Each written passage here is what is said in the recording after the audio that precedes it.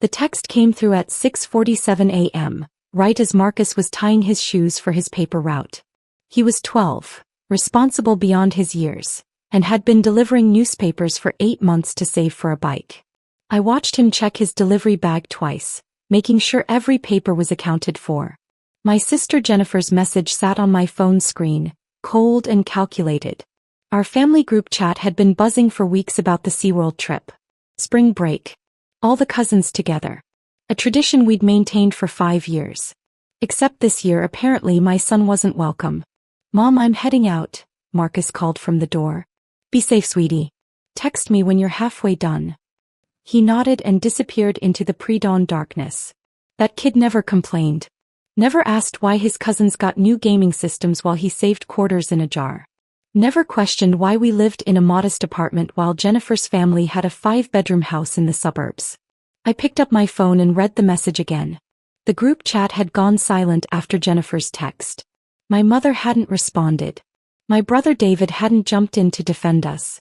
Just silence, which somehow felt worse than agreement. I opened my banking app. The number stared back at me, substantial and untouched. Money from the settlement after my ex-husband's company bought out my shares. Money I'd kept quiet about, living simply, teaching Marcus the value of hard work and humility. Jennifer assumed I was struggling, barely making ends meet as a freelance graphic designer. She had no idea. My fingers moved across the screen. SeaWorld San Diego. VIP private cabana experience. Up-close animal encounters. Personal guide. Reserved seating for shows. Private dolphin interaction session. The total came to $24,800 for the premium package during spring break week. I booked it. Then I replied to the group chat. "I understand. Marcus and I will make our own plans. Have a wonderful time." Jennifer responded immediately. "I knew you'd understand. It's just that our kids have been planning specific rides and shows, and you know how it is with different age groups and interests." My mother chimed in. "Maybe next year when Marcus is a bit older." I didn't respond. I simply forwarded the VIP confirmation email to my private account and went about my morning. The week before spring break, Jennifer posted constantly on social media. Photos of her kids shopping for new swimsuits. Videos of them watching SeaWorld vlogs, planning their strategy for hitting every attraction. Her husband Tom had apparently gotten some deal through his company, discounted tickets for the whole family. Marcus noticed. "Mom, are Aunt Jennifer and the cousins really going to SeaWorld without us?" I looked at my son, this kid who woke up at 5:30 every morning without complaint, who'd saved $217 in 8 months, who never asked for anything. "We're going too, honey. Different days, but we'll be there." His face lit up. "Really? Can we afford it? I've been saving too. And you've worked so hard this year.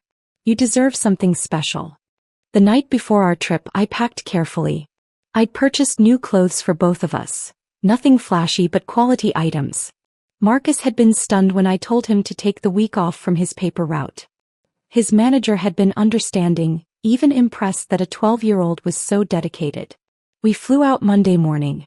Jennifer's family was driving down, planning to arrive Tuesday. My VIP package included airport pickup in a luxury SUV. Marcus pressed his face to the window during the ride, watching San Diego unfold before us. "Mom, this car is really nice." "It's part of our package, sweetie." He looked at me, questions in his eyes, but he didn't push. That was Marcus, patient, trusting. Our hotel was on the bay, a suite with an ocean view. Jennifer had posted about their hotel earlier, a budget chain near the highway. Marcus explored every corner of our room, respectful but clearly amazed. Tuesday morning we arrived at SeaWorld before opening. Our VIP guide, a marine biologist named Patricia, met us at a private entrance. "Welcome. We have an incredible day planned for you both." She led us through areas most visitors never saw, behind-the-scenes looks at animal care facilities, private viewings before the crowds arrived. Marcus asked Patricia 100 questions and she answered each one with genuine enthusiasm. "Your son is exceptionally bright," Patricia told me as Marcus watched trainers work with sea lions through a special viewing window. "We don't often get young people this engaged with actual marine biology." Around 11 a.m., Patricia guided us to our private cabana. It was positioned perfectly, overlooking the main dolphin pool but separated from the general admission areas. Comfortable seating. A personal attendant. Gourmet lunch service. That's when I saw them. Jennifer's family walking past in the crowd below. Her kids were arguing about something, hot and tired already. Tom was checking his phone, probably looking at wait times. Jennifer was carrying shopping bags, looking frustrated. They hadn't seen us yet. Mom, is that Aunt Jennifer? Marcus had spotted them too. Yes, honey. Should we go say hi? Let's give them space. They're doing their trip. We're doing ours. Patricia returned with information about our private dolphin encounter, scheduled for 2 p.m. This is our most exclusive experience. You'll actually get in the water with our dolphins and work directly with trainers. Most people wait years to book this. At 1:45, we were fitted with wetsuits in a private changing area. Patricia explained the safety procedures and introduced us to the training team. Marcus was vibrating with excitement, asking if he could take photos to show his friends from his paper route. The dolphin pool for our private encounter was visible from certain public viewing areas. I hadn't planned it that way, but as we entered the water, I noticed Jennifer's family had worked their way to the viewing rail. They were eating ice cream, taking a break between shows. And then Jennifer saw us. I watched her face change, confusion first, then recognition, then something else entirely as she realized we weren't just at the park. We were in the water with dolphins while a team of trainers worked exclusively with us. Marcus was oblivious, completely focused on the dolphins swimming around him. A trainer was showing him hand signals, letting him interact directly with a bottlenose named Splash.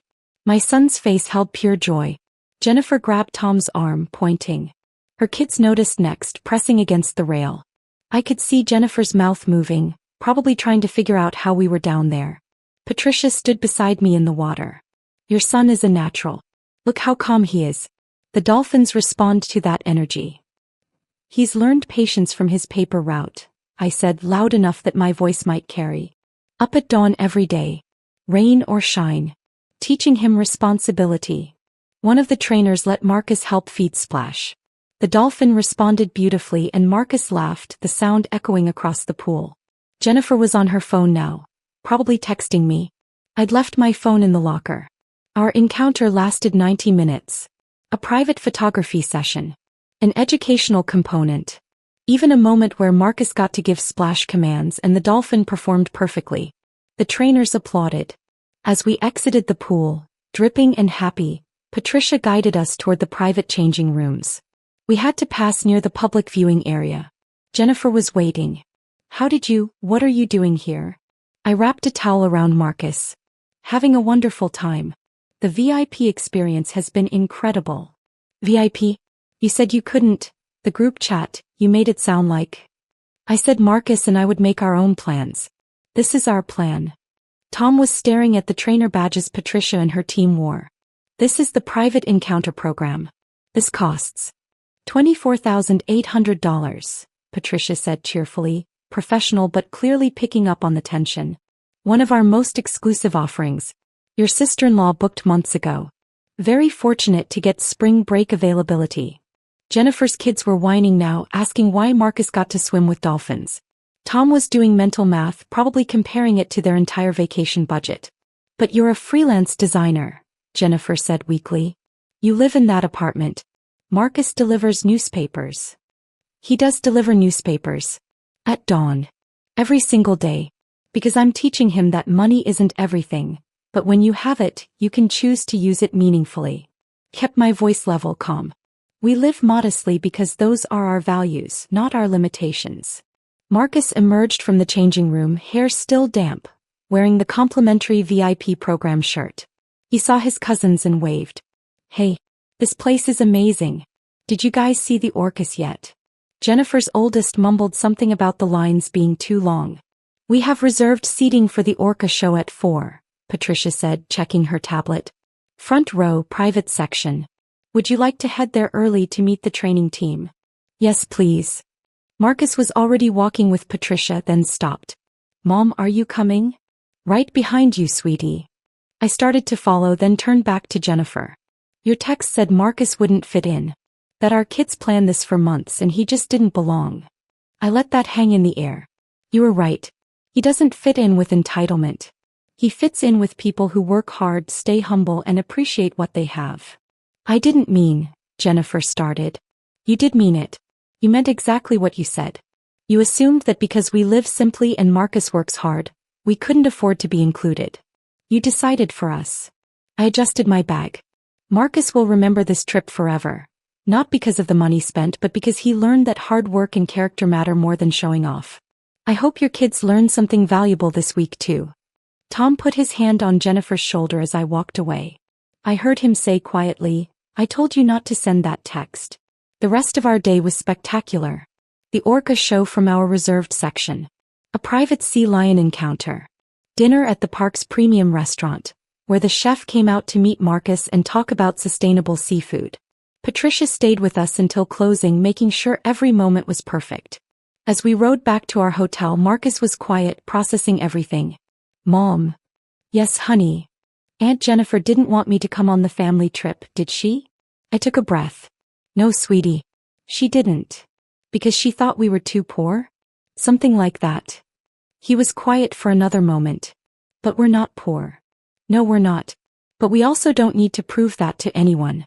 We live the way we do because I want you to understand that character and hard work matter more than impressing people. Is that why you let me keep doing the paper route even though we don't need the money? Smart kid. Yes. Because the money you're earning isn't the point. The discipline, the responsibility, the pride in doing something well. That's the point. I like the paper route, he said. Even when it's cold. I know you do. And that's why today was special. Not because of the dolphins or the VIP treatment, but because you've earned the right to enjoy something without guilt, because you know the value of hard work. We spent the rest of the week at SeaWorld, using every aspect of our VIP package. We saw Jennifer's family twice more. Once at a show where they were in the general seating while we were in the VIP section, and once at a restaurant, where they were waiting in a long line while we were seated immediately in a reserved area. Each time Jennifer looked away.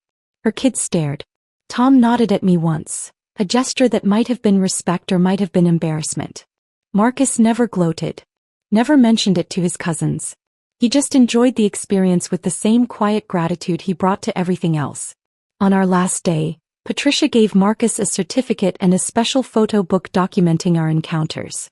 You're one of the most memorable guests we've hosted, she told him. Your questions, your respect for the animals, your genuine enthusiasm.